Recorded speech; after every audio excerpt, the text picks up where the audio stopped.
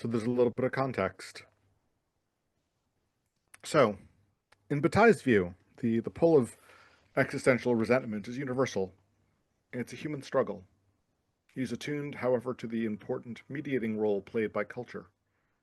Individuals and cultures relate to existential realities like impermanence in myriad ways. He admired, for example, the Tibetan tantric practice of meditating in graveyards. The benefits of these practices, according to Bataille, is that if existential resentment leads to compensatory self-seeking, then affirming the totality of life, including death, can produce an ethos of generosity. Graveyard meditations are designed to loosen our view of death as other, which can make us more open and less fearful of other differences and other people that appear in our life. I can still recall the excitement I felt encountering Bataille's work in my graduate class on Hegel. He offered the beginnings of an answer to the why of persistent dominative social relations in Euro-American history and why other cultures have had more success achieving relative social equity and ecological flourishing. If you're part of a culture that figures death as a domineering master, then perhaps you'll be hungrier for fantasies of supremacy that compensate for the belittlement felt before the natural given. Alternatively, if you emerge from a culture that provides resources for metabolizing understanding death fear, then maybe you'll encounter the world with more openness and non-defensiveness. Maybe. Both the content and form of Bataille's work were magnetic for me. He offered a compelling explanation for the will to supremacy shaping Euro-American history, and he did so by prefiguring a cosmopolitan political theory that chipped away at the West-centrism of the tradition he'd emerged from. I didn't realize at the time how rare it was to encounter Bataille in a political theory classroom. While a key influence for better-known theorists such as Foucault, Derrida, and Judith Butler, Bataille remains a marginal figure in most political theory. As Robin Marasco recently noted, precious little has been said about Bataille as a resource for philosophical critique and political theory. And while this likely has to do with some of his unbuttoned pursuits, such as writing pornographic novels, it also fits a broader pattern. Those who write about death in a death-denying culture tend to get actively forgotten, or if they are remembered, their writings on death are minimized. This book is an effort in recovery. So, why mind-body practices matter politically? Since first reading Bataille, I've located multiple thinkers from different traditions who similarly point to existential fear and resentment as a major drivers of domination. James Baldwin, Simone de Beauvoir, Ernest Becker, Norman O. Brown, William Connolly, Vine Deloria Jr., Dorothy Dinderstein, Rita Gross, Xiaolan Hu, David Lloyd, John Mohawk, Friedrich Nietzsche, and Chogyam Trungpa. From Baldwin and Beauvoir to the historical Buddha himself, the fear of death has long been understood as a driver of supremacist ideology and behavior. There's a growing body of social psychology research, terror management theory, that supports this link between fear of death and dominative behavior with robust experimental evidence, but this reality is not yet reflected in our politics. I'll just quickly stop and say I would love to read that research. I don't see any notes of footnotes, but maybe there are endnotes that point to those. But man, I think that would be fascinating to read people who wonder just about that academic question. If anyone knows of such studies, not saying that they don't exist, but please throw them in the chat, or if you can find them. And there are footnotes in the end, but you can look for them. I think it's worth looking. Anyway, radical mindfulness offers an alternative path, collecting insights from powerful thinkers across multiple traditions, including Black radicals, indigenous resurgence theorists, terror management theorists, and Buddhist feminists. I argue for the political importance of seemingly apolitical practices such as meditation and ritual. On their own, these strategies are not enough, but integrated into social movements that are combating structural injustices, mind-body practices can transform embodied fears that feed endless fuel to supremacist ideologies, but are not yet targeted by most political actors. Those of us who are inheritors of European worldviews need to develop new relationships to finitude. We need cultural resources to metabolize embodied death fear and transform existential resentment into a deep affirmation of earthly life. I suggest integrating mind-body practices into social movements because movements often serve as incubators and prefigurations for new cultural values and practices. Okay, I have a question about this, which I'd love to just briefly talk about. Um, and I really appreciate his wanting to hear from Black radicals, indigenous resurgence theorists, terror management theorists, and Buddhist feminists. But so much of the mindfulness uh, practices come from a particularly cultural context, which tends to be East Asian.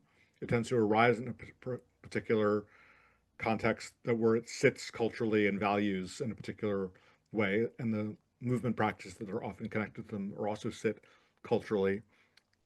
This is an open question, so I don't have a particular stance on it, but I'd love to hear if anyone had a few thoughts um, on just doing mindfulness that comes from a different place, is something missing from there, or might be? I don't know. I'd love to hear what a few people have to say because I'm scratching my own head. I have my own thoughts, but they're hardly declarative and final.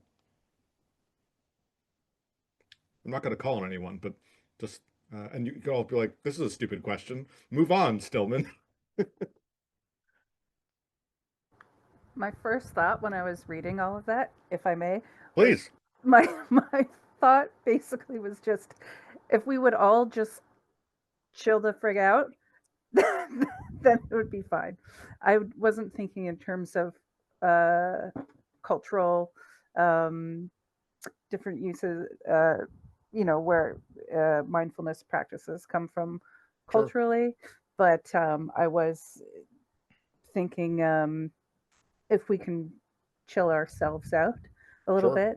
bit, um, we'd have maybe a better. I mean, I think it's pretty much speaks for itself that we would have a better uh, political political climate uh, in the Certainly would moment. wish for that. Yeah, I hear Yeah, that. yeah. Sorry, Matthew, would you just could I ask your question again? Yeah. Just to, so were you asking whether simply introducing mindfulness into sociopolitical spaces would it intrinsically be beneficial, or is Well, there more to it than that? Yeah. when when Rose says, I suggest integrating mind body practices into social movements because movements often serve as incubators and prefigurations for new cultural values and practices, without knowing exactly what he's supposing, so often those mind body practices are often from the perspective where all of us are calling from the Far East, from Well, cultural, from South Asian Southeast Asian, whether they're Tai Chi, whether they're yoga, whether they're, Zen breathing techniques. I'm not saying that they must be those, but those sit in a particular cultural, historical, context, which is not ungettable by people in the West, but is foreign to us. Um, you know, not saying that people in the West can't do Tai Chi or yoga, but if you come from a squatting culture that doesn't really have use chairs the same way that we do, embodiment and movement is kind of a different thing. So I'm just wondering about that. Right. I guess what I'm noticing in the writing, though, so first, the end of the paragraph we could talk about a little differently, but up to that point, so he names meditation, not mindfulness, but meditation and ritual broadly. And he's specific, it seems like he's specifically drawing a causal relationship between meditation and ritual that are designed or can offset the embodied fears related to mortality. And that I think what he's saying so far is that what he's seen is that these particular practices, although I still think he's leaving it fairly broad, Yeah, any practices, meditations, rituals that reduce this deep sort of that he's associating Western fear of death that then sort of creates a liberative space within sociopolitical movements. yeah. Um, yeah, so it seems, I mean, like especially when he says those of us who are inheritors of European worldviews. So he is speaking to a particular context, right? Which is Yeah, folks who don't have these kinds of practices, rituals, and histories needing to be introduced to or to hold views that are more likely to undo those fears, since that's where they come from, right? The Bible Maybe, yeah. points out earlier. Cool.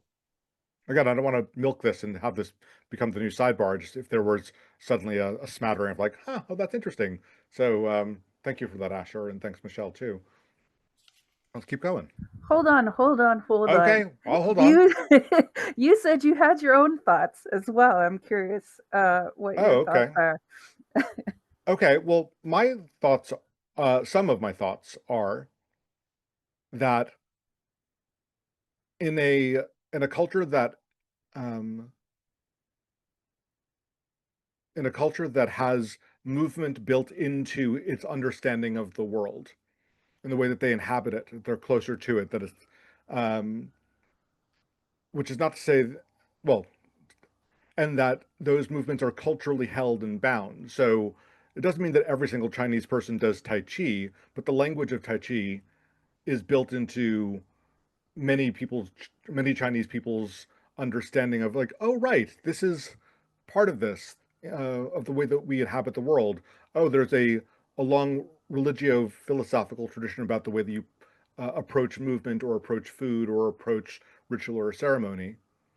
Um, and you could make similar cases about, Indian as well. But so because the West doesn't have its own quote unquote native movement or mindfulness tradition, we go to those places that sort of, and they get orientalized and become fascinations like, oh, that's where real movement is, but there's so little grounding here. And so I, not saying that we shouldn't meditate or shouldn't do yoga or shouldn't do Tai Chi, but to try to ask them to do more, um, let's say, redemptive power for us when we don't have a good ground for them to land on. I wonder about that, which is not to say they couldn't have good outputs or outcomes. That's some of my thinking about it.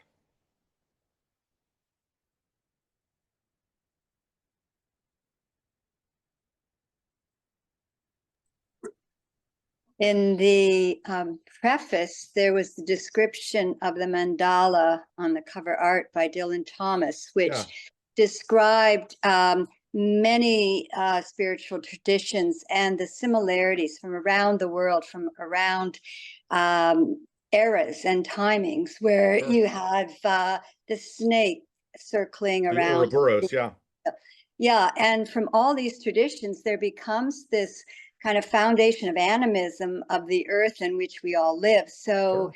if you're going back deep enough and far enough, we are, of course, coming from this reverence of that which sustains us and gives us this life and this being as an individual. And then, of course, the ego trip goes on and on. So we see that instead of having the ego just settle in and realize that, there is this vast field of energy in which we're all part of, the ego wants to affirm individuality by, of course, amassing more and more materialistic goods, power, acclaim, whatever. So you're seeing this imbalance, and it's interesting, right, at this time of balance now, that there's all this rearing up. Well, you know what we're talking about in the States. And then there's also marches and this movement that's coming really far into our just daily life, when you hear about awareness, mindfulness in prisons, in government and corporations, Sure. etc. And yeah, it's you can feel the shifting, at least, well, I can feel a shifting. Yeah, and there might be shifting, and of course there also is the McMindfulness problem as well, that mindfulness gets turned into a tool for better outcomes, more efficient work, and being more numb to the outputs of late stage capitalism. Like, hey man, this is just the way it is. I'm super mindful about it. So I don't have a solution or think that this is a major sticking point, but it just was a question that came up for me as in reading this. And also, thank you, Nancy. It's good to see your face, Nancy. But thank you for bringing that up about that acquisitive quality. Chogo and Trumpa, who gets mentored in the first paragraph here, his most famous book is Cutting Through Spiritual Materialism. So even that is its own acquisitive thing.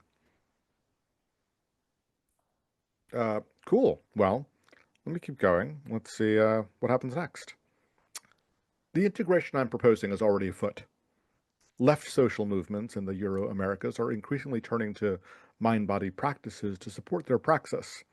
This is a promising trend that I'd like to see grow.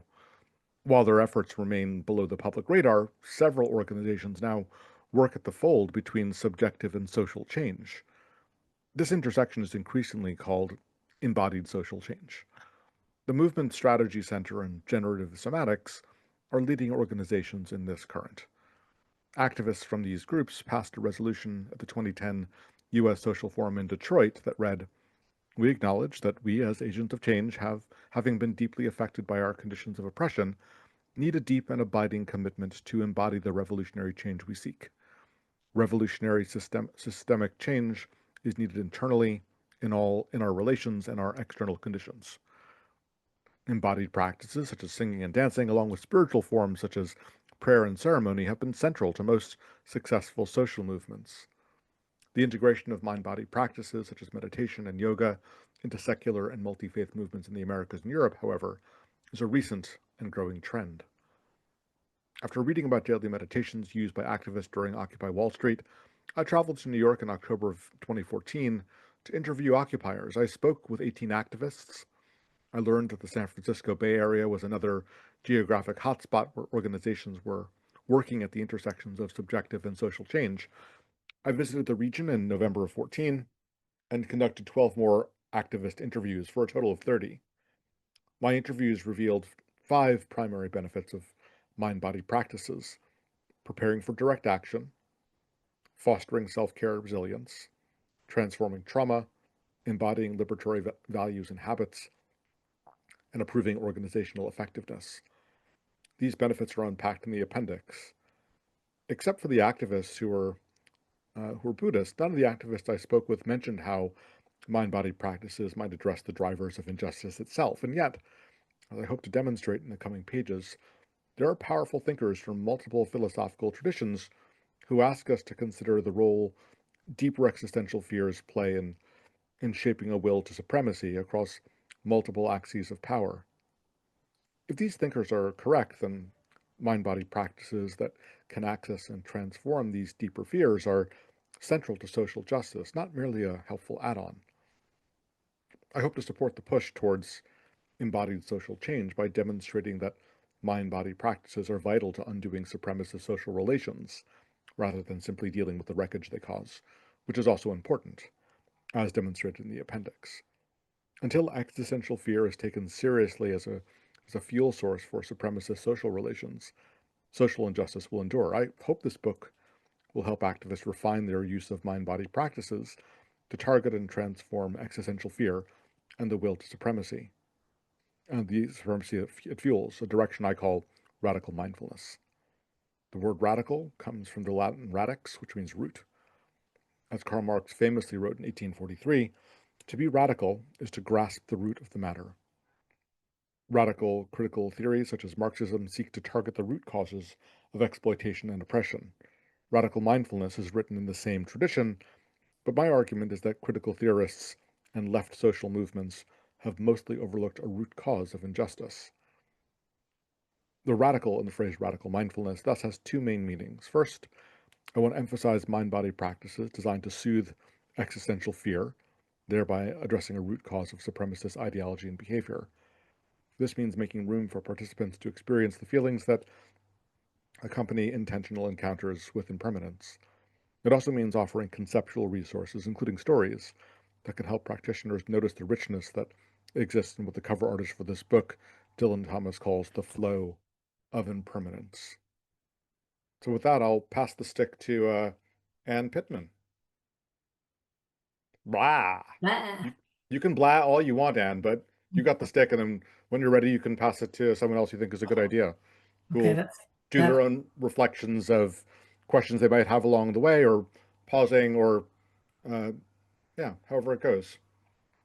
sounds very cool. Can you hear me okay? Yeah, and just to remind everyone, please, if you feel like you got something to say, just interrupt. You can just unmute yourself and jump in. Anne is very, I mean, I am too, but Anne is also willing to be interrupted. So just to define something or say, wait, this brings something up for me. And again, not mandatory, but just that the doors are open. Yeah, thank you. I'll try to pause too. What's been coming to mind before I start is there can be sort of this flavor, I think, of, oh, these mind-body practices are good with impermanence or good with dying. And I'm not, I think what he's suggesting is being with the fears rather than moving Eliminating them. on. Yeah, so Abhinavesha, as one of the major kleshas and from the yoga philosophy anyway, is fear of death, fear of change, fear of losing yourself, all the things that seems to be very stable in our human history. So I'm not sure that he's so much advocating for being okay with dying as much as continually sitting with it, continually facing it, regardless of whether you approve of the scene, would be my thought. All right, many Buddhist meditations fit this description. See the meditation on basic goodness in this book's coda. And yet, while Buddhist communities are attentive to how avoidance of our fears and compensatory ego attachments can wreak havoc in our individual and collective lives, they are often less attuned to how political structures like capitalism or white supremacy are constantly bearing down on us and shaping our behavior. As Bell Hooks observed, based on her experience as a Buddhist practitioner and a Black feminist, exclusions along multiple axes of oppression, such as race, class, and gender, continue to shape the dissemination of Buddhism in the Euro-Americas. Thus, the second meaning I want to signal with radical is deep attentiveness to the role of structures in reinforcing dominative relations and the need to target those structures. Angela Davis, revolutionary activist and philosopher, is a committed yogi. She began practicing in prison when a doctor working with the Black Panther Party passed along a note on yoga to help her deal with chronic headaches. The poses worked, and many years later, Davis continues with her sun salutations. She has practiced under the guidance of Oakland-based yoga teacher Nashawn Kabat-Zinn, daughter of medical researcher and mindfulness popularizer John Kabat-Zinn. In 2015, Davis shared an Oakland stage with Kabat-Zinn, the elder, as part of a sold-out fundraiser for the East Bay Meditation Center, which is a leader in efforts to integrate mindfulness practices and social justice. In a radically unjust world, Davis earnestly asked Kabat-Zinn, what good is mindfulness? He responded by noting that the heightened awareness enabled by mindfulness practice can progressively uproot the greed, hatred, and delusion that cause so much collective suffering. Davis, however, was not satisfied with his response. She emphasized that racism is not simply a set of personal attitudes, but a whole system. How can practices focused on personal habits of mind generate lasting systemic change? Near the end of the evening, Davis offered an answer to her own question. She noted that mindfulness might become a revolutionary force if it were embedded in social movements that target oppressive systems. Her call to integrate mind-body practice with social movement politics is one of the inspirations for the radical mindfulness proposed here. There are two primary criteria that distinguish radical mindfulness from mind-body practices in general. One, a focus on transforming existential fear, and two, deployment in a context where the structural drivers of injustice are being named and collectively targeted so that individuals alone are not expected to bear the burden of transformation. Because Euro-American culture is generally death-denying, meaning the individual efforts to metabolize existential fear will be limited unless the broader culture is addressed. And because social injustice has both structural and existential drivers, my preference is for radical mindfulness to be a collective pursuit. thoughts, feelings.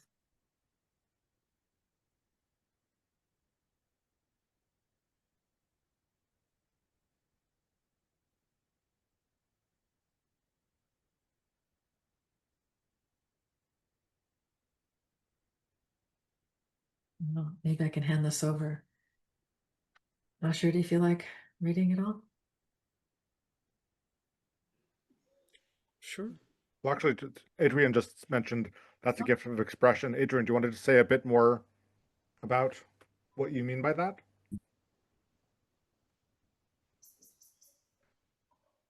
Or not? But no, no thabins, no problems. Cool. But thanks for writing that.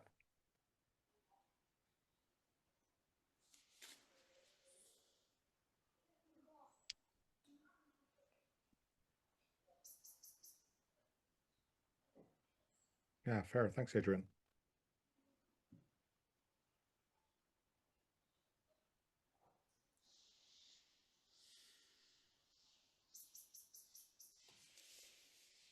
Well, Asher, the stick was passed to you, so Yeah, sorry, I was just reviewing. There was just a lot of rich material there yeah. in the last paragraph. Yeah, I assume that number 2 will be teased out in more depth here. We're on the deployment in a context where structural drivers of injustice are being named and collectively targeted so that individuals alone are not expected to bear the burden of transformation. Yeah, and just what those contexts are and what that bridge is between an individual sort of navel-gazing practice and a collective pursuit, as he says.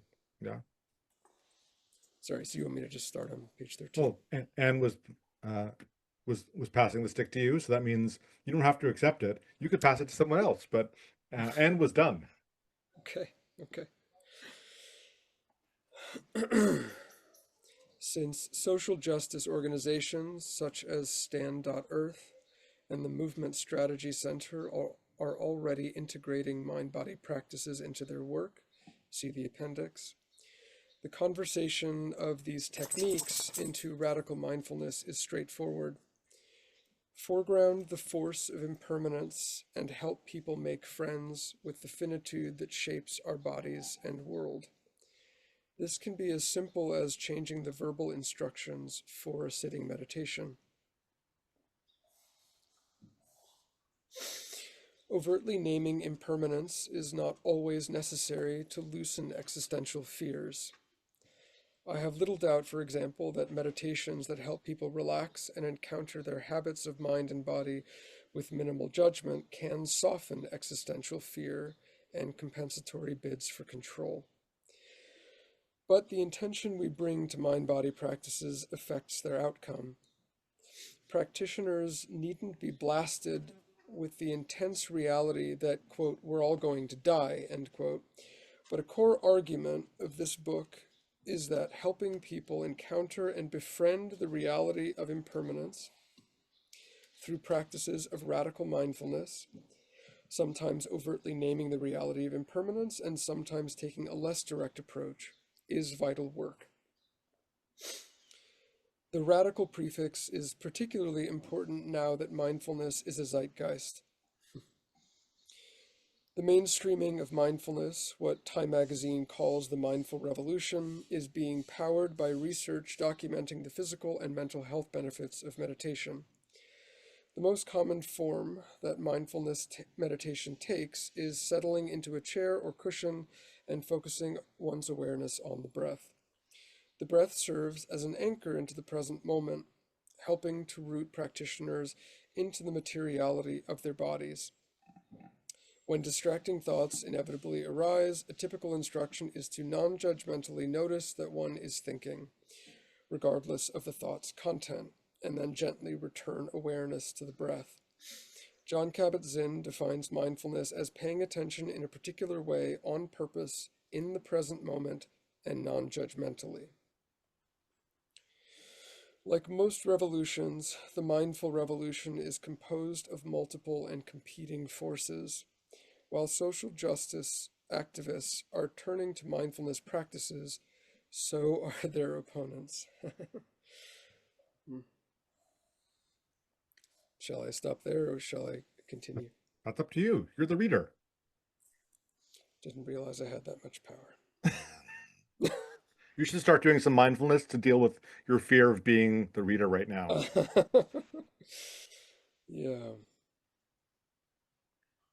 Okay. Yeah, I think we're about to get into McMindfulness, so oh, yeah, there it is. Okay, a little ahead. Nailed it.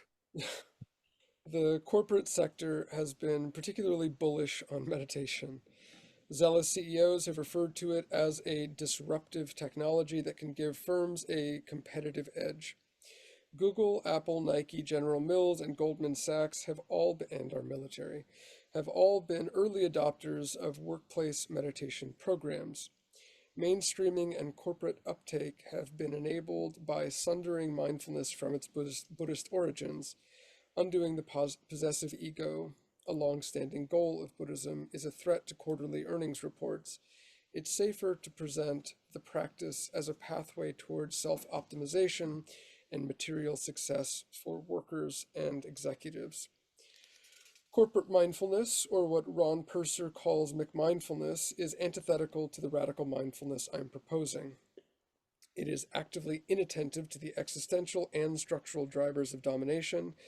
Indeed, critics like Purser have argued that one of its primary effects is to maintain systems of domination by perpetuating the myth that success or failure begins and ends with individual effort and not interlocking systems that unfairly distribute advantages. Critiques of corporate mindfulness have been vital for underscoring the counter-revolutionary effects of the mindful revolution. And yet, even critics such as Purser accept the revolutionary potential of mindfulness when it helps us undo the, quote, illusory separateness of self, end quote, the original intent for the practice set by early Buddhist innovators.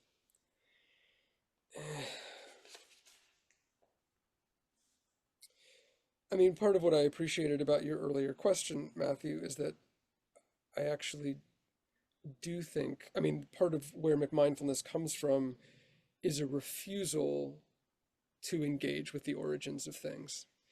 Yeah. And the convenient sort of white colonial sort of like, oh, we'll just take this and put it in a museum. We'll take that and put it in a museum. And we get to sort of define the terms rather than to wrestle with the cultural and spiritual origins of a thing. And then we can turn mindfulness into whatever we want, including mindfulness for snipers and mindfulness for CEOs to maximize profits. And I think it's important to acknowledge what these things aim at, but I also think understanding the context that they were responding to is valuable for this reason. Yeah. What do snipers aim at, Asher? What do they aim at? Oh, See? You see what I did there? See what you did there? Bullseye. Nailed it. God. Hi, Kelly. Terrible. Yeah, Kelly made it. Hello, everyone, and apologies for my tardiness. It's good to see you. Everyone's angry, Kelly. I can Everyone's super tell. angry. I can feel the vibe. Yeah, we I'm started by taking a few deep breaths. stomping and shaking our fists. We are shook. mindfully welcoming you Yeah. into Thank our you. Zoom. I'm just mindfully taking care of my anger right now. That's all I'm saying. It's as long as it's embodied, Asher. It's good. Oh, it's super somatic. That way you know it's real. I'll read the last paragraph before we start the new. Sorry for my interlude. Why use the term mindfulness if it's already layered with so many conflicting meanings? I'm sticking with it because Buddhists still use mindfulness to describe many meditation practices. Thich Nhat Hanh's The Miracle of Mindfulness is one of the first Buddhist texts I read. And yet, it's capacious enough to include mind-body practices from traditions other than Buddhism. Arikara scholar Michael Yellowbird, for example, has noted that continuities between indigenous and Buddhist-inspired mindfulness practices. Has noted the continuities between indigenous and Buddhist-inspired mindfulness practices. Indigenous peoples, he writes, have been engaged in practices that incorporated mind-body meditation and mindfulness principles for thousands of years. Some of those practices are described in chapters 4 and 5. Much contemporary indigenous land defense exemplifies radical mindfulness. It targets structural constraints on indigenous sovereignty while also resurging earth-honoring traditions that regularly prioritize existential affirmation, what Potawatomi scholar Robin Wall Kimmerer calls cultures of gratitude, as counters to existential fear and resentment.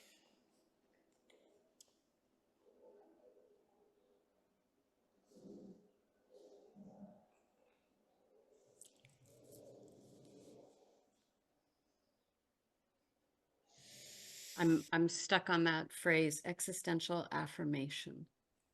Mm. And I see it's coming in chapters 4 and 5, but you know, what might that look like?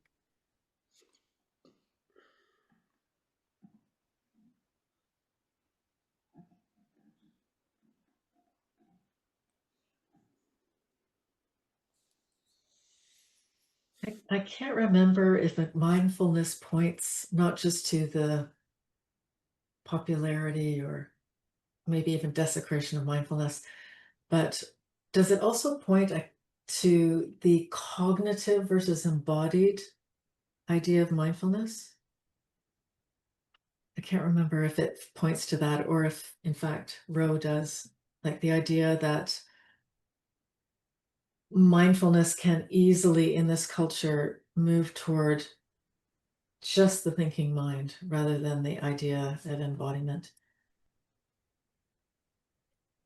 Did you say, I missed the first bit of your question, Anne, that does mindfulness include an Oh, embodied no, I can't remember if mindfulness mindfulness? points to this discernment between a more cognitive mindfulness versus an embodied sense of mindfulness, but I can't remember. My recollection, but it's been some years since I read Purser's book, was his main critique, as far as I could tell, was that it was being essentially appropriated for capitalism. Right.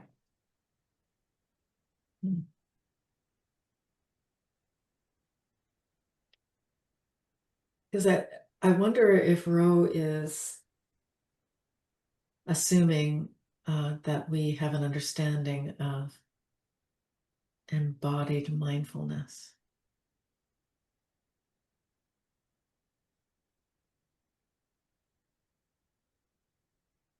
It's a good question, and I certainly appreciate that you know, some of us here are in Canada, and he regularly is referencing Indigenous peoples and their way of their understanding of the world, you know, versus exclusively drawing from a Buddhist tradition, because I think those contemplative practices exist across cultures. And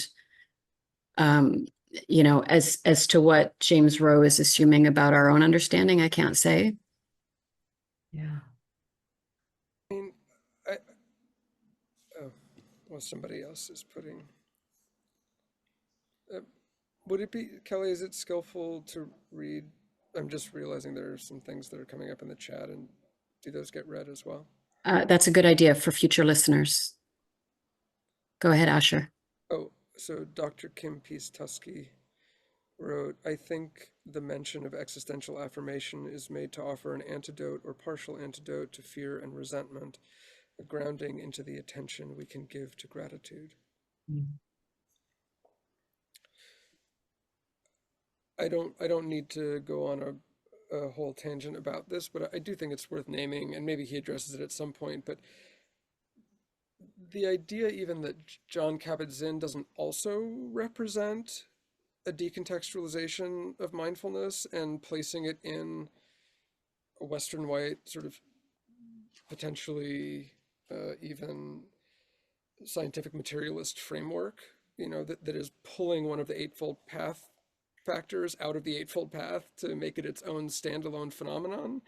I just think is also worth naming here. I don't think this necessarily stands in stark opposition to McMindfulness. I'm not saying it is that, but to assume that that is sort of the origin or that represents the original context is a bit slippery as well, I think. Very much so. Yeah.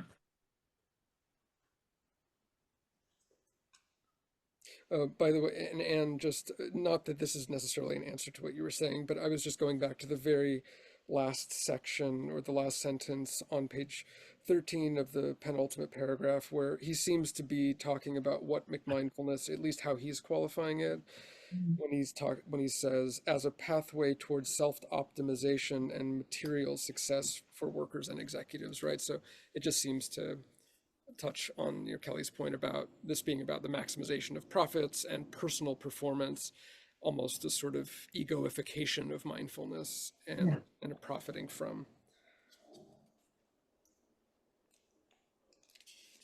The ego piece that the individualism, I know one of the assertions that James Rowe makes is that this needs to be done within community, this work.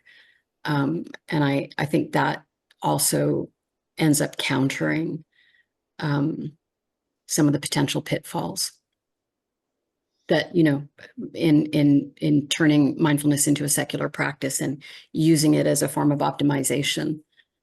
So you're saying if all of Nike did it together, then it would. And they could just do it.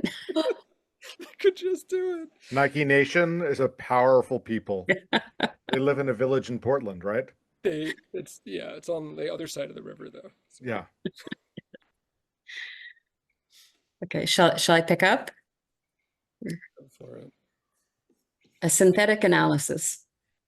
While chapters 1 and 2 lay the conceptual groundwork, the remaining chapters focus on a particular axis of dominative power, race, class, species, and gender, and a thinker or cluster of thinkers who center existential fear and resentment in their explanations of domination.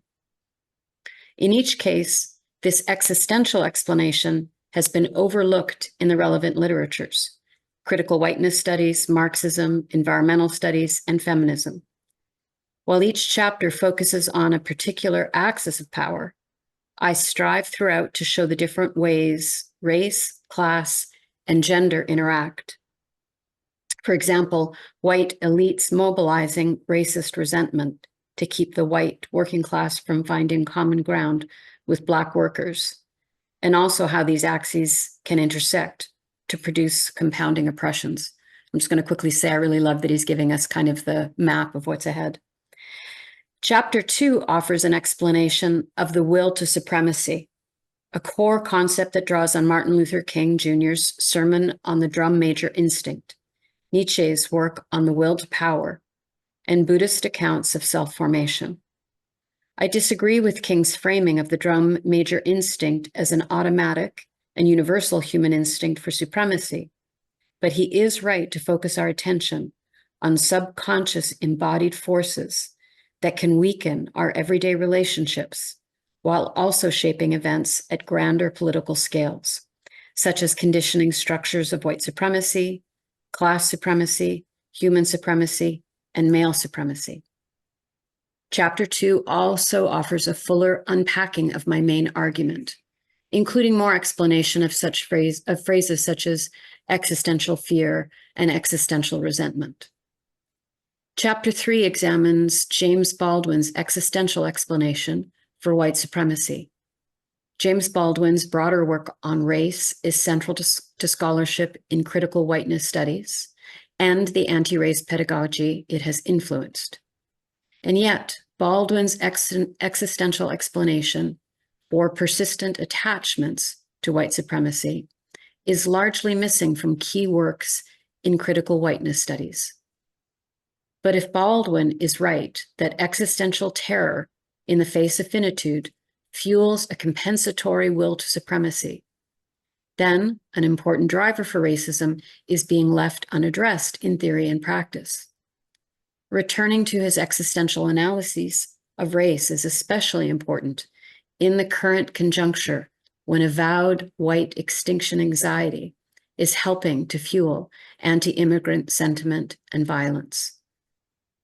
The practical implication of Baldwin's existential account of white supremacy is that effective strategies capable of addressing embodied and often subconscious fears should be folded into anti-racist praxis. Chapter 4 focuses on Haudenosaunee scholar John Mohawk's explanation for conquest and oppression in the Western world, particularly how the Haudenosaunee avoided class domination until it was imposed on them by settler colonialism. I learned about Mohawk while visiting Wet'suwet'en land defenders on the front lines of their resistance to new fossil fuel pipelines. These experiences are shared in the chapter. John Mohawk was a traditionalist whose focus on regenerating Haudenosaunee lifeways was an important precedent for the current generation of Indigenous resurgence activists and intellectuals. Across his multiple works, Mohawk develops a powerful explanation for the persistence of dominative social relations within the Euro-Americas. For Mohawk, Euro-American cosmologies and total life worlds are animated by resentful relations with the natural world. So I'm thinking very much of, man versus nature as an orientation that we have. Feelings of dependence and belittlement in the face of nature have fueled compensatory chauvinisms that give the elect feelings of power and capacity while producing considerable damage for their victims. Mohawk's diagnosis of domination is rather different from much Euro-American critical theory, particularly Marxism. And yet, the Haudenosaunee were celebrated by Marx and Engels as an actually existing egalitarian society that European communists could learn from, even leading Engels to edit a later edition of the Communist Manifesto to reflect the Haudenosaunee experience. Marx first encountered the Haudenosaunee through the work of American anthropologist Lewis Henry Morgan. Since that first encounter, little work has been done within Marxism to understand the Haudenosaunee achievement. Chapter 5, co-authored with Darcy Matthews, turns to the work of anthropologist Ernest Becker, particularly the existential explanation for human supremacy. Becker's book, The Denial of Death, was awarded the Pulitzer Prize in 1974. His argument that death denial shapes behavior, culture, and institutions inspired a subfield of social psychology known as terror management theory, which received considerable media attention in the COVID-19 era. And yet, beyond social psychology, his work has had limited uptake across the humanities and social sciences, even though his death denial thesis bears on foundational questions of power and injustice. According to Becker and other TMT researchers, the intense existential fear caused by the reality of death compels humans to psychologically buffer themselves with cultural constructions of supremacy that compensate for the overwhelming helplessness they feel in the face of finitude. Since Becker's death, TMT scholars have tested his theory multiple times. To date, over 500 experiments have supported Becker's account of how fear of death shapes human behavior. I'll pause there to see if there's any questions and maybe let everybody take a big breath. I know it's kind of just an overview, but How many people were killed in those studies? it was an Just one. observational study. Oh, okay. Yeah. Shall I keep going, or I know this is sort of just yeah, okay, Anne's nodding. In the final part of chapter 5, we present a case study centered on approaches to mortality among the Coast Salish, upon whose territories both Darcy and I live. It reveals that the non-supremacist worldviews and ecological successes are deeply connected to their different orientations toward death especially when compared to Euro-American death denial. The Coast Salish case is one example among many non-European societies who have developed mind-body practices to face the fact of finitude and avoid compensatory illusions of supremacy, illusions that result in ecological destruction and other harms. I'm just going to pause to say again my appreciation that we're reading this and exploring this, because I think, things that are really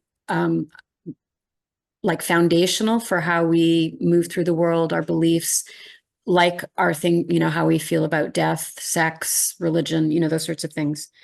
There's so, I think there can be so much sediment over top that it can be amazing or remarkable that, wow, like another people have a different idea of this. So, yeah, a worthwhile conversation. Chapter 6 explores Buddhist feminist explanations for male supremacy, particularly the work of Rita Gross and Xiao Lanhu. Buddhism has been largely ignored in Euro-American political theory debates, even though its teachings have influenced hundreds of millions of people worldwide. Critical theorist Timothy Morton argues that this occlusion is rooted in what he calls Buddhaphobia. For Morton, Buddhist philosophy can be experienced as an affront for Western thinkers, since it denies the possibility of autonomous selfhood.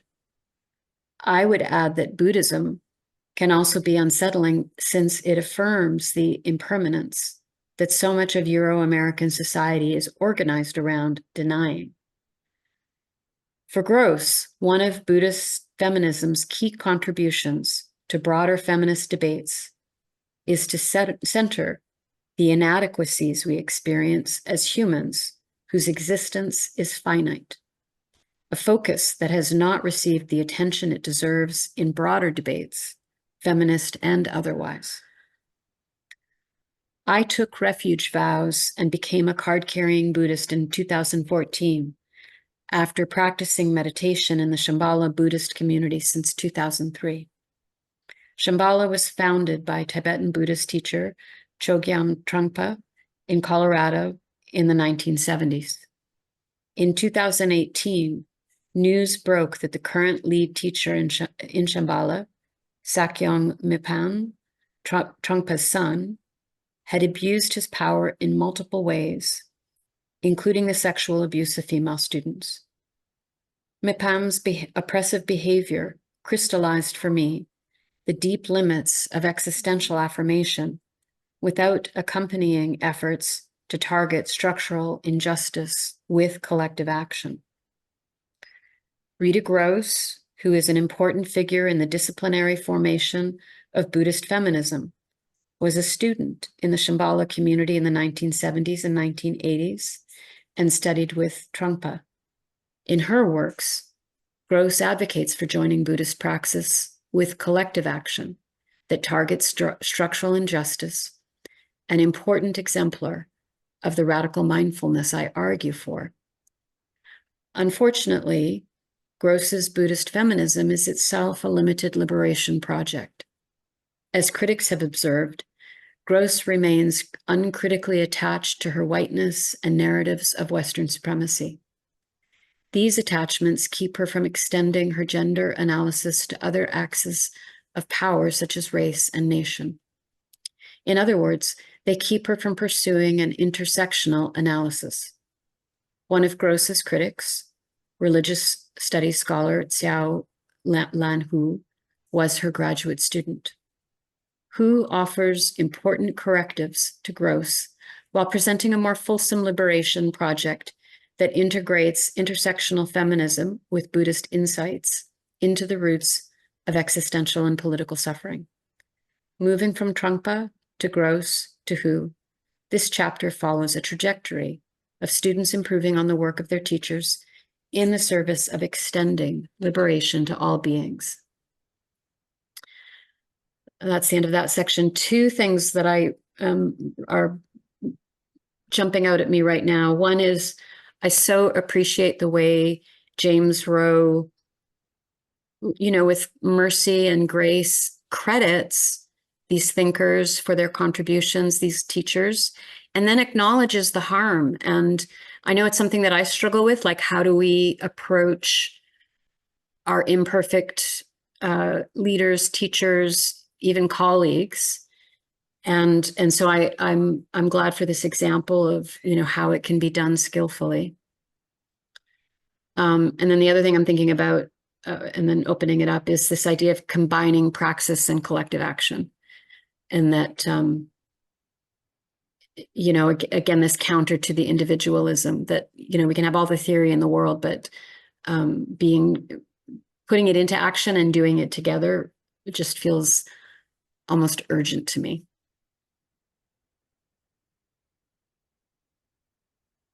Other comments, thoughts?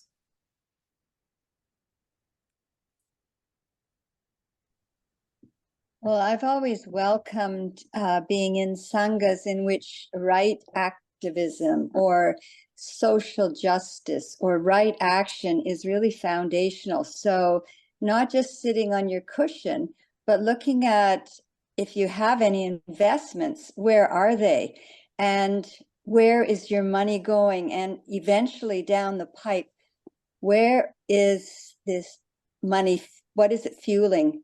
And just look at this, follow the trail of, if you do have any type of investments or any finances embedded in, you know, stocks or whatever, to really investigate and find if there's any suffering involved in this financial activity that you're involved with. So there are sanghas that are really focusing on it, this, to really take the time to sit on your cushion, but engage in the world in a way that causes no suffering, no harm, and really investigate this well. So those are good ones for me. Thank you, Nancy. I think I'd like to add something along those lines with you, Nancy, in terms of sitting with sanghas, with group, and exploring our own selves, our motivations. And I'm thinking that this is really kind of a hats off to collective action once again, and how much we need each other. Because in this example, if I'm reading it correctly, where who was the graduate student of Gross? Did I get that right? Yes. You know, this person was able to say, there's many more things, you know, you're focused on this, on gender, but there are so many other intersectional axes that are being missed that maybe Gross would never have really considered. And so I can appreciate kind of that collective efficacy of helping one another. If we're ready, if we're open, if we can hear it, where we might be missing an opportunity. Thank you. Yeah, it's something that I know certainly Matthew and I and other friends talk about a lot, but we can't always rely on a self-check. And so who are the loving members of our community that are willing to offer that generosity of asking us to maybe do better, seeing our capacity for it. Kelly, do you want to say whose name we often reference? Oh, no, I'll let you do it. That's your territory. Oh, okay. Well, I'll do it then, since I brought it up. I thought Kelly would bite. So, if you're a fan of 80s and 90s hip hop like I am, the name Busta Rhymes might remind you, like, oh, I'd heard of that guy. Amazing rapper, deeply respected within the hip hop community. No matter what your feeling about his music is, he's like, oh yeah, this guy's been around, and he definitely holds a tremendous amount of gravitas. And one of his songs, called "I've Got You All in Check," which you should listen to. The video's amazing. The guy doesn't make a bad video. He says to the hip hop community, I'm watching all of you. And a lot of you guys are doing great stuff. And a lot of you guys are biting styles, not being original, not crediting people. And as well, you know, I've got you all in check. And I and even while I'm doing this, I'll keep the head nod going, and I'm going to break your neck because my beats are so thick. But even while I'm doing that, I've got you all in check. And so it's this great, humble, but at the same time braggy, eldering moment that you sort of get from a hip hop elder saying, I'm really watching you all over the hip hop field, and I've got you all in check. And it's really generous. And so Kelly and I often say, like, who is the Busta Rhymes in this situation who can say this? And there isn't always one, but sometimes you do.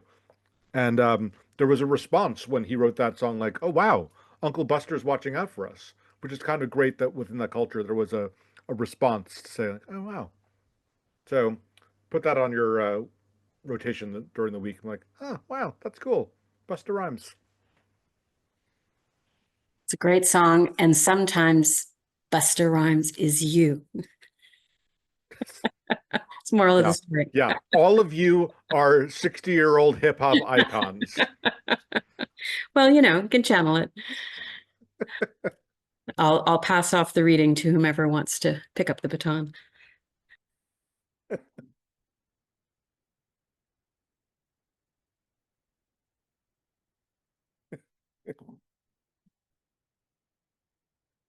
Would you pass it off to me?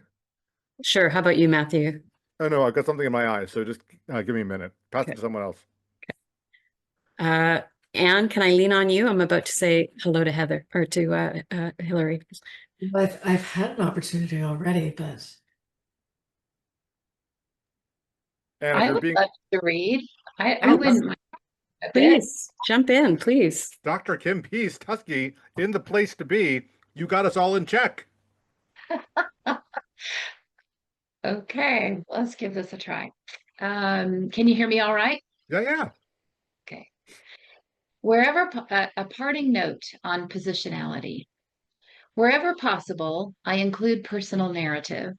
This is partly stylistic since my own reading experience is enhanced by storytelling. More substantively, inserting myself into the analysis helps to clarify the embodied positionality from which I write. I am a straight, white, cisgendered man of mixed European ancestry, mostly Scottish and Irish, born to parents from the professional managerial class on Treaty 6 territory, Edmonton, Alberta. My identity markers make me a near match for what Black feminist writer Audre Lorde called the mythical norm. According to Lorde, that norm is usually defined as white, thin, male, young, heterosexual, Christian, and financially secure. It is within this mythical norm that the trappings of power reside. My positionality means that narratives of supremacy across multiple axes of power are at the ready for me if cravings in that direction arise.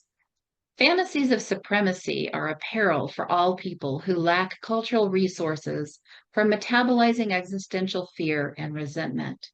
But it is more dangerous when mythical normies, like me, act on these fantasies because people with similar identities to mine have pursued social dominance in the past, animated by fantasies of supremacy, establishing structures and norms that seek to benefit people who look like me while harming others.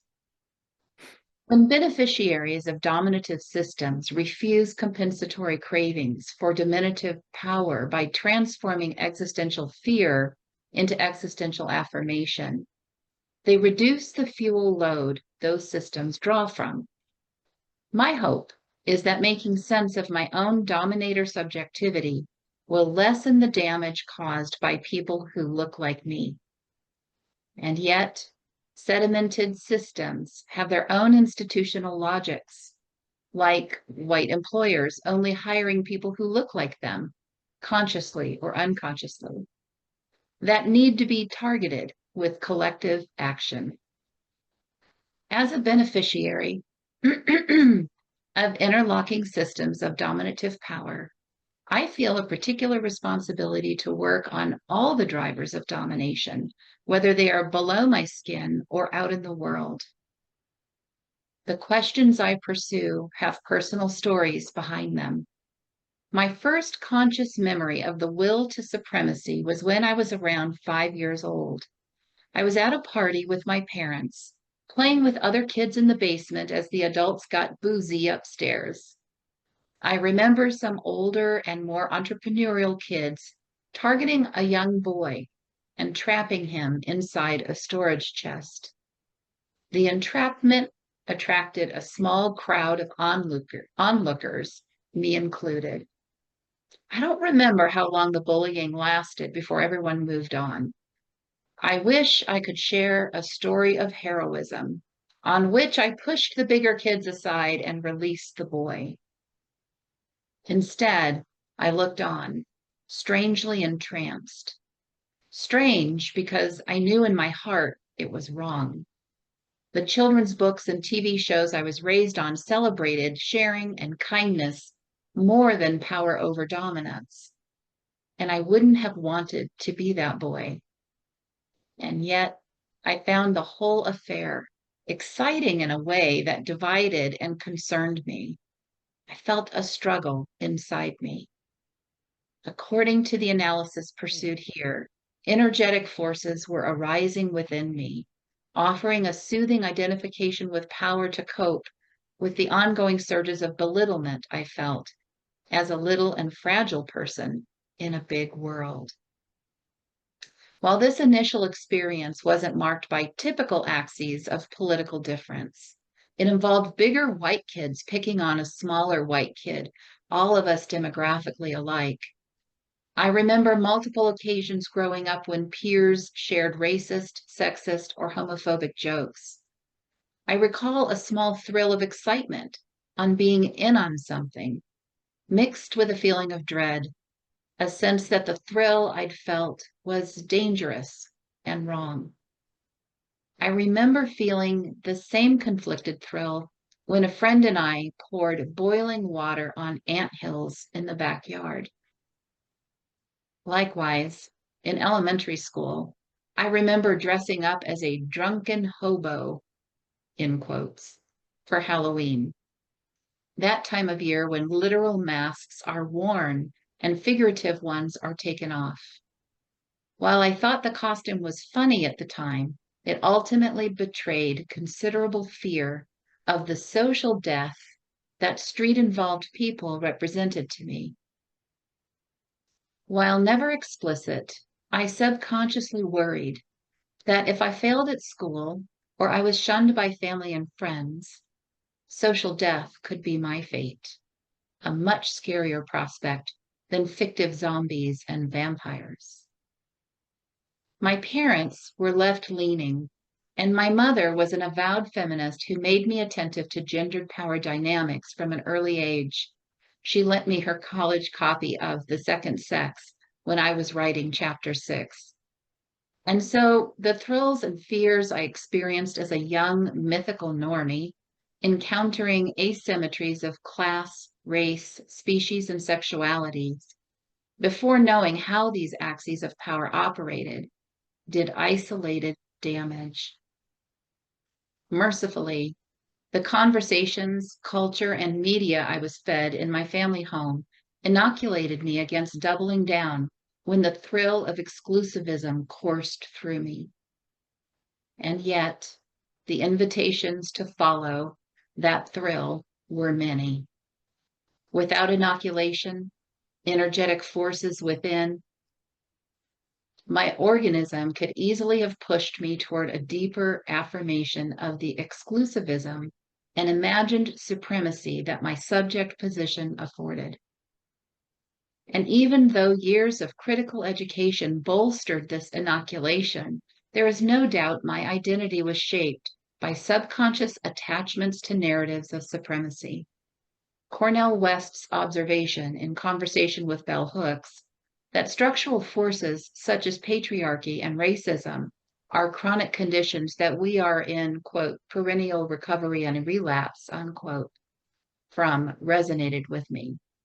For West, quote, you have to get up every morning and struggle against it, unquote. For me, learning Buddhist philosophy, and meditation has made that struggle more effective. In his book, Shambhala, The Sacred Path of the Warrior, Chokyam Trungpa argues that a great deal of chaos in the world occurs because people don't appreciate themselves. Having never developed sympathy or gentleness towards themselves, they cannot experience harmony or peace within themselves, and therefore, what they project to others is also inharmonious and confused. And I think I'll stop there. Thanks, Kim. A couple things came to mind as you were reading. One, we talk about the existential fear of death, and I wonder if that can be hard to tap into, but social death is probably one that is really, that idea of being excluded or mocked or just, not one of the cool kids, like the mortification of social death. I find that a useful comparison because, I'm not sure I can as easily experience my own fear of death. I also I really appreciate the term inoculation. And I think back to that, before the introduction, we read about Dylan's grandmother who arrived in her dying time with a certain skillfulness because she had almost died several times before. So this idea that, a preparation is really available to us with practice, that we can be inoculated against these things. And then the last point I want to make, just throwing these out here as ideas, this last bit you read, Kim, about, the chaos and people not appreciating themselves. But I was also thinking about how, we're talking about these beliefs of supremacy, but they're supported by external structures and norms. And so, again, the compassion for all of us, but, like we often, I think, those beliefs are reinforced because it seems like, but that's just how it is, that my beliefs are supported by the structures of society. So I must be right. And it's such a big step back, a big question to wonder if, well, what if it's the structures that maybe are problematic or need changing and not just our individual beliefs. Yeah, so just a few of my reflections.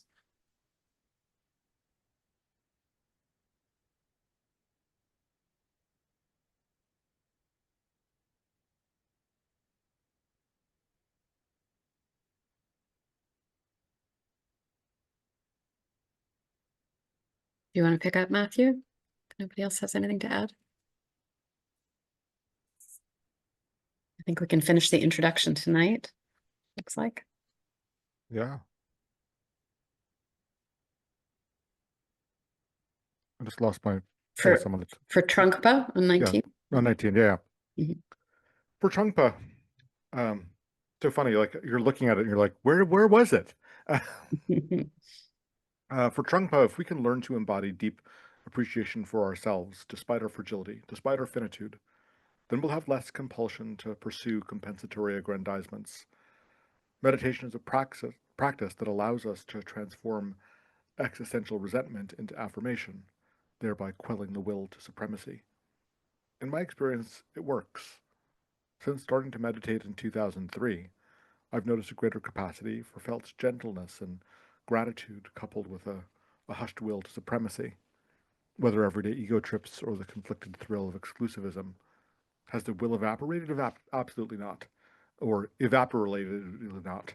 I still live in a death-denying culture that shapes my organism despite personal countermoves. That is why I think mind-body practices should be further integrated into social movements as an important first step towards broader cultural change. While I cover a variety of practices in this book, my subject position means that it would be inappropriate to use some of them without explicit invitations.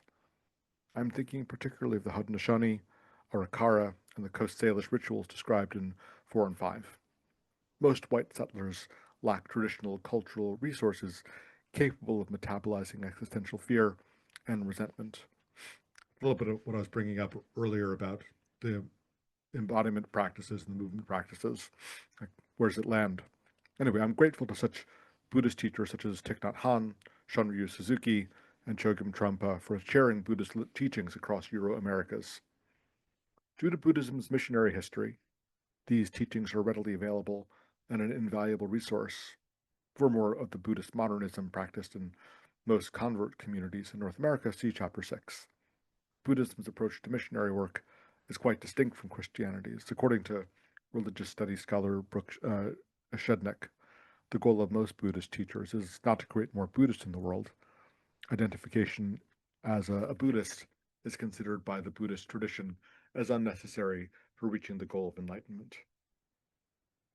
Despite Buddhism's general openness to everyone using its techniques, cultural appropriation remains an ongoing concern in the secular mindfulness movement, especially when the Buddhist roots of certain practices are completely erased. When I offer meditation instruction in classrooms or social movement contexts, I take my lead from Trungpa, who developed non-sectarian meditation trainings with secular and multi-faith communities in mind, but which were clearly rooted in an honoring of Buddhist traditions.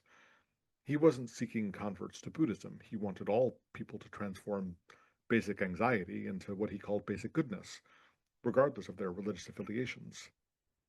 There are many ways to achieve that goal, Buddhist meditation being but one. At the end of this book, I include a contemplation and meditation on basic goodness informed by the work of Trungpa and Bataille that can be used by individuals and groups. But because my primary goal is to clarify why mind-body practices are central to social change, this book is not a how-to guide for particular mind-body practices and the ethical protocols around their use. What practices to use and in what contexts are crucial questions that will require more collective attention moving forward. While they are beyond the scope of this analysis, I'm interested in practices of ancestral recovery that include reconnection with the earth-honoring traditions that exist deep in the ancestral lines of all people, including European-descended settlers, such as myself, who were disconnected from these traditions by colonialism within Europe and then the settler colonial experience in North America. In my case, this would include pre-Christian Celtic praxis. While ripe with risks, I think ancestral recovery, when done well, can proliferate the practices available for the ethical metabolization of existential fear, and I'll return to this discussion in the conclusion. The power and privilege that shape my subject position are sources of shame for me, not only because of the tremendous damage they have visited on innumerable others, but also because of a long-held intuition that behind the curtain of power and privilege is a dank mess of fear and overwhelm.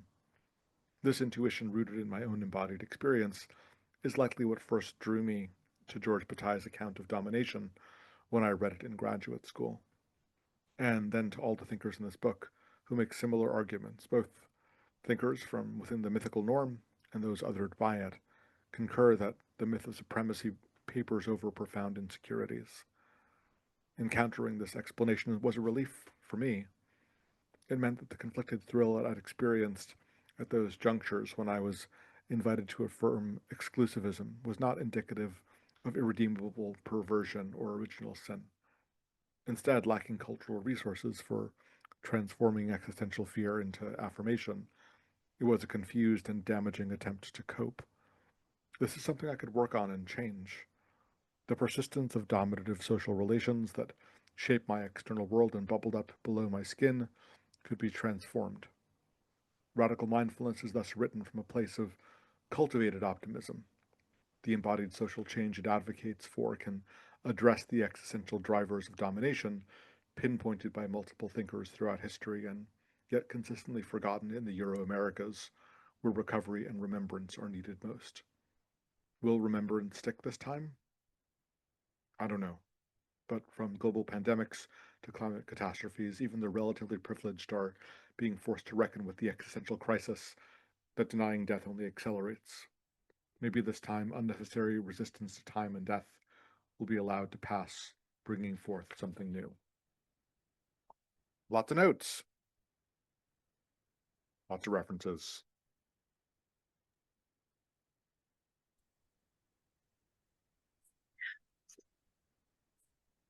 I'm feeling both the heaviness of, what he's speaking of, why this book is important, and then also a little bit heartened that, maybe there's some advice ahead, some practice ahead.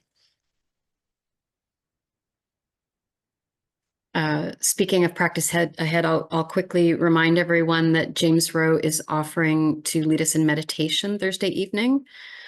I'm just going to pop the Zoom link in the chat because you do need to register separately for that, but everyone is welcome, and feel free to share it with others. People don't need to be reading the book with us.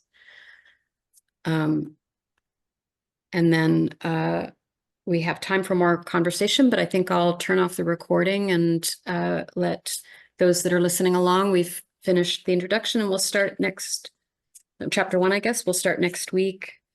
The Will to Supremacy, chapter 2 on page 27. And thanks to everyone who is listening on the YouTube channel. Hopefully we'll see you next week.